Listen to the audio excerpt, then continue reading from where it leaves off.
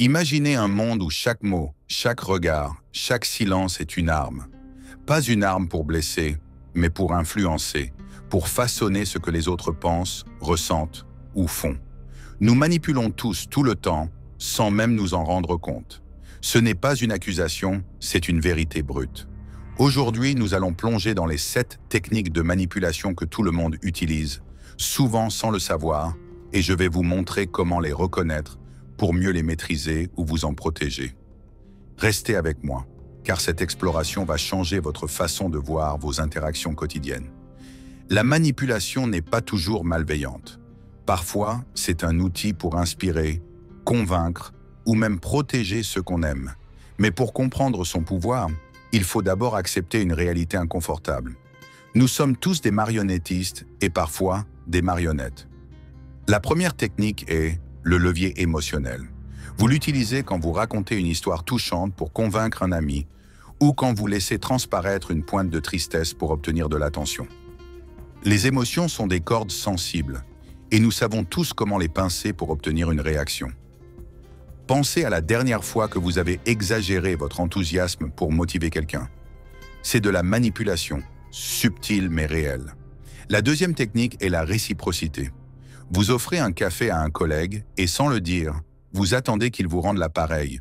Peut-être pas en café, mais en faveur ou en loyauté. Ce principe est ancré dans notre cerveau social. Un cadeau crée une dette invisible. Les marketeurs l'utilisent constamment avec des échantillons gratuits, mais vous le faites aussi, peut-être sans y penser. La troisième technique est l'autorité. Vous mettez en avant votre expérience, vos titres, ou même une simple assurance dans votre ton pour convaincre. Quand vous dites à quelqu'un « Fais-moi confiance, je sais de quoi je parle », vous invoquez cette autorité, même si elle est parfois imaginaire. Ces techniques sont partout, dans chaque conversation, chaque post sur les réseaux sociaux, chaque sourire calculé. Mais reconnaître ces mécanismes, c'est reprendre le contrôle. La quatrième technique est la rareté. Vous créez un sentiment d'urgence. Dépêche-toi, il n'y en aura pas pour tout le monde. Les vendeurs adorent ça, mais vous aussi, vous l'utilisez. Quand vous dites à un ami « Je n'ai que 5 minutes pour parler », vous rendez votre temps précieux et il vous écoute plus attentivement. La cinquième technique est la preuve sociale. Vous suivez la foule ou vous incitez les autres à le faire. Tout le monde le fait est une phrase magique pour convaincre. Pensez à la dernière fois que vous avez choisi un restaurant bondé plutôt qu'un vide. Votre cerveau vous a manipulé et vous manipulez les autres en partageant des tendances ou en affichant vos choix. La sixième technique est la cohérence. Les gens veulent rester fidèles à ce qu'ils ont dit ou fait. Si vous amenez quelqu'un à s'engager publiquement, même légèrement, il aura du mal à reculer. C'est pourquoi les pétitions ou les promesses verbales sont si puissantes.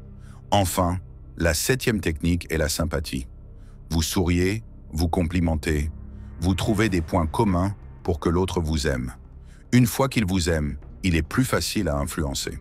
Ces 7 techniques, levier émotionnel, réciprocité, autorité, rareté, preuve sociale, cohérence, sympathie, sont les filles invisibles de nos interactions. Mais voici la question qui tue. Maintenant que vous les connaissez, allez-vous les utiliser avec plus de soin ou continuer à les laisser vous manipuler? Prenez un moment pour y réfléchir. Si cette réflexion vous parle, faites-moi une faveur. Abonnez-vous à la chaîne pour ne pas rater la suite de cette exploration et laissez un like pour soutenir ce contenu. Ça prend 2 secondes et ça nous aide à continuer à creuser ces vérités brutes. Parlons-en aussi en commentaire. Quelle technique avez-vous déjà utilisée sans vous en rendre compte? Votre réponse pourrait inspirer quelqu'un d'autre. Alors, abonnez-vous, likez et partagez votre expérience en commentaire. Restez avec moi pour le prochain bloc où nous parlerons d'héritage et de gratitude. Maintenant que nous avons dévoilé les 7 techniques de manipulation, regardons comment elles s'inscrivent dans quelque chose de plus grand. L'héritage que nous laissons et la gratitude qui nous guide. Vous manipulez, oui, mais pourquoi? Pour construire quelque chose qui dure? Pour laisser une trace ou simplement pour naviguer dans un monde complexe? Chaque interaction est une brique dans l'édifice de votre vie et comprendre la manipulation, c'est apprendre à bâtir avec intention. L'héritage, c'est ce que vous transmettez, consciemment ou non. Quand vous utilisez la réciprocité, Comme offrir un coup de main à quelqu'un, vous plantez une graine.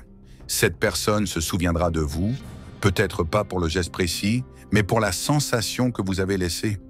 C'est une forme d'héritage. Mais l'héritage n'est pas seulement ce que vous faites, c'est aussi ce que vous choisissez de ne pas faire. Quand vous refusez de manipuler par la peur ou la culpabilité, vous construisez un héritage de respect. La gratitude, elle, est le carburant de cet héritage. Être reconnaissant pour les moments où quelqu'un a utilisé la sympathie pour vous rapprocher, ou l'autorité pour vous guider, vous rend plus conscient de l'impact de vos propres actions. Pensez à une personne qui vous a influencé positivement. Peut-être un prof qui a utilisé la preuve sociale pour vous motiver, en disant « si d'autres y arrivent, toi aussi ». Cette personne a laissé un héritage en vous, et votre gratitude envers elle vous pousse à faire de même. Mais soyons honnêtes, la manipulation peut aussi laisser un héritage toxique. Utiliser le levier émotionnel pour contrôler quelqu'un, comme faire culpabiliser un proche pour obtenir ce que vous voulez, peut marquer cette personne pour longtemps. C'est un héritage, mais pas celui que vous voulez. La gratitude vous aide à faire le tri. Quand vous êtes reconnaissant pour les relations authentiques, vous évitez les manipulations inutiles. Vous commencez à voir que la rareté, par exemple, n'a pas besoin d'être un mensonge pour fonctionner. Dire à quelqu'un « je tiens à toi, mais j'ai besoin de temps pour moi » est une manipulation honnête, qui respecte l'autre tout en posant vos limites. L'héritage et la gratitude sont liés aux 7 techniques, car elles vous obligent à vous demander « est-ce que j'influence pour contrôler ou pour élever ?» Prenons la cohérence. Quand vous poussez quelqu'un à tenir une promesse, vous façonnez son comportement, mais aussi votre relation avec lui. Si vous le faites avec gratitude, en valorisant son effort, vous construisez un héritage de confiance. Si vous le faites par égoïsme, vous risquez de briser quelque chose. Chaque fois que vous utilisez une de ces techniques, vous laissez une empreinte. Et si vous preniez une seconde pour réfléchir à l'empreinte que vous voulez laisser? Si ce sujet vous touche, abonnez-vous à la chaîne pour continuer à explorer comment nos actions façonnent le monde. Un like, c'est une façon de dire merci pour ce contenu, et un commentaire, c'est une chance de partager votre propre héritage. Dites-moi en commentaire, quelle action récente a laissé une empreinte positive sur quelqu'un? Vos réponses inspirent la communauté.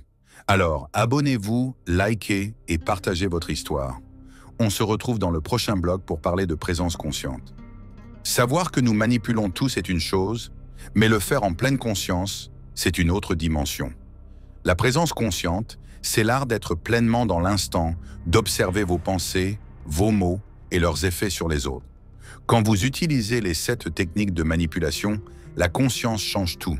Elle transforme un réflexe en un choix. Imaginez que vous discutez avec un ami. Vous sentez qu'il hésite à vous suivre sur une idée. D'instinct, vous pourriez utiliser la preuve sociale. Tous mes autres amis sont d'accord. Mais en étant conscient, vous vous arrêtez. Vous vous demandez, est-ce que je veux le convaincre pour son bien ou pour le mien? Cette pause, c'est la présence consciente. Elle vous donne le pouvoir de choisir vos manipulations avec soin. Prenons le levier émotionnel. Vous savez qu'une histoire émouvante peut rallier quelqu'un à votre cause. Mais en étant présent, vous vous assurez que cette histoire est vraie, qu'elle respecte l'autre et qu'elle ne sert pas juste à obtenir ce que vous voulez. La présence consciente, c'est aussi reconnaître quand vous êtes manipulé. Imaginez un collègue qui utilise la rareté. Si tu ne décides pas maintenant, tu vas rater cette opportunité. Sans conscience, vous cédez à la pression. Avec conscience, vous prenez une respiration, vous observez la tactique et vous décidez en fonction de vos valeurs, pas de son urgence. Cette présence s'applique à toutes les techniques. La réciprocité peut être un piège si vous donnez pour recevoir. Mais en étant conscient, vous donnez sans attente et si l'autre rend l'appareil, c'est un bonus, pas une obligation. L'autorité devient une responsabilité. Vous ne l'utilisez que si vous êtes sûr de guider dans la bonne direction. La sympathie, quand elle est consciente, devient de l'empathie véritable, pas un masque pour plaire. La cohérence, elle, vous pousse à respecter vos propres engagements, pas seulement à exiger ceux des autres. Et la preuve sociale, elle vous rappelle que suivre la foule n'est pas toujours la meilleure idée. La présence consciente vous rend maître de ces outils au lieu d'en être l'esclave. Elle vous oblige à vous poser des questions difficiles. Pourquoi est-ce que je veux influencer cette personne? Est-ce que je respecte sa liberté? Est-ce que je suis honnête avec moi-même? Ces questions ne sont pas faciles, mais elles sont nécessaires. Sans elles, vous manipulez à l'aveugle et vous risquez de blesser sans le vouloir. La bonne nouvelle, c'est que la présence consciente s'apprend. Commencez par observer vos interactions. La prochaine fois que vous essayez de convaincre quelqu'un, notez quelle technique vous utilisez. Est-ce la rareté? La sympathie? Ensuite, demandez-vous si vous êtes pleinement dans l'instant ou si vous agissez par habitude. Cette simple habitude peut transformer vos relations. Si vous trouvez ça puissant, abonnez-vous à la chaîne pour continuer à explorer comment vivre avec intention. Un like, c'est une façon de soutenir ce voyage, et un commentaire, c'est une chance de partager votre propre expérience. Dites-moi en commentaire, avez-vous déjà pris une pause pour être plus conscient dans une conversation? Votre histoire pourrait aider quelqu'un d'autre. Alors, abonnez-vous, likez et partagez vos pensées. On continue avec l'acceptation de la douleur dans le prochain bloc. La manipulation, même bien intentionnée, peut faire mal. Que vous soyez celui qui influence ou celui qui est influencé, il y a une douleur potentielle dans chaque interaction. Accepter cette douleur, c'est la clé pour utiliser les 7 techniques avec sagesse. La douleur vient souvent de la dissonance entre ce que nous voulons et ce que nous obtenons. Quand vous utilisez la sympathie pour plaire à quelqu'un, mais que vous sentez que ce n'est pas authentique, ça fait mal. Quand quelqu'un vous manipule avec la rareté, en vous poussant à agir contre votre volonté, ça fait mal. Et pourtant, cette douleur est un signal. Elle vous dit que quelque chose ne va pas, que vous devez ajuster votre approche ou poser vos limites. Prenons le levier émotionnel. Vous partagez une histoire personnelle pour convaincre quelqu'un, mais si cette histoire réveille une blessure en vous, la douleur peut vous submerger. Accepter cette douleur, c'est reconnaître que votre vulnérabilité a un coût, mais aussi une valeur. Elle peut créer une connexion profonde, si elle est sincère. La réciprocité, elle, peut être douloureuse quand vous donnez sans recevoir en retour. Accepter cette douleur, c'est comprendre que donner n'est pas une transaction, mais un choix. L'autorité peut faire mal quand vous vous trompez, ou quand vous réalisez que votre assurance a poussé quelqu'un dans la mauvaise direction. Accepter cette douleur, c'est grandir en humilité. La rareté crée une douleur d'urgence, un stress qui vous pousse à agir sans réfléchir. Accepter cette douleur, c'est apprendre à dire non, à prendre votre temps. La preuve sociale peut être douloureuse quand vous suivez la foule et que vous perdez votre propre chemin. Accepter cette douleur, c'est choisir l'authenticité plutôt que la conformité. La cohérence peut faire mal quand vous vous sentez prisonnier d'un engagement passé. Accepter cette douleur, c'est reconnaître que changer d'avis est parfois une force. Enfin, la sympathie peut être douloureuse quand vous réalisez que quelqu'un vous aime pour ce que vous montrez, pas pour qui vous êtes. Accepter cette douleur, c'est apprendre à être vrai, même si ça signifie être moins aimé. Accepter la douleur ne veut pas dire la chercher, mais la voir comme une enseignante. Chaque fois que vous manipulez ou que vous êtes manipulé, il y a une leçon à tirer.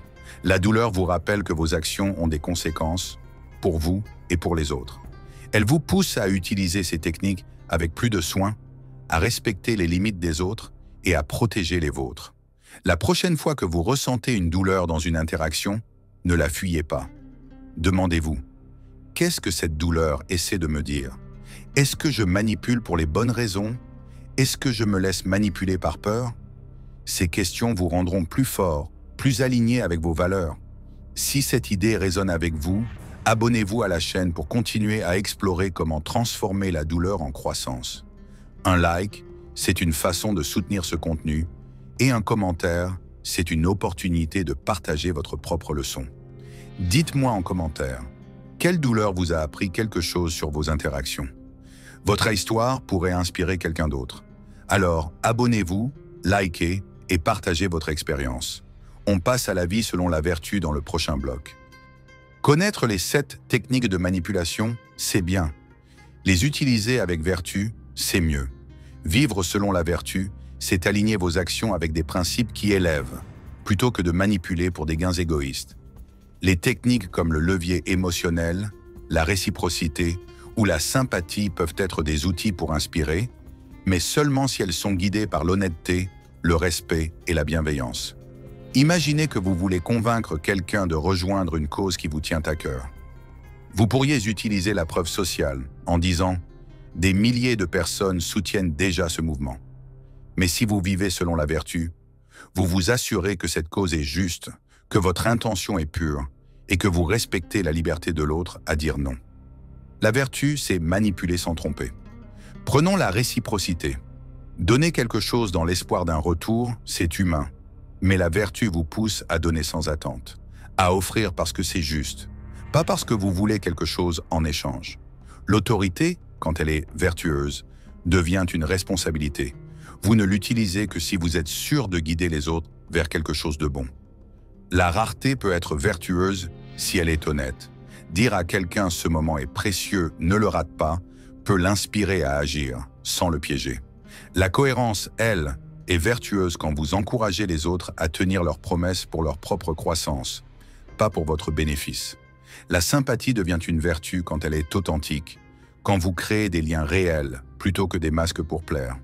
Et la preuve sociale, elle est vertueuse quand vous montrez l'exemple, quand vous inspirez les autres par vos actions plutôt que par la pression du groupe.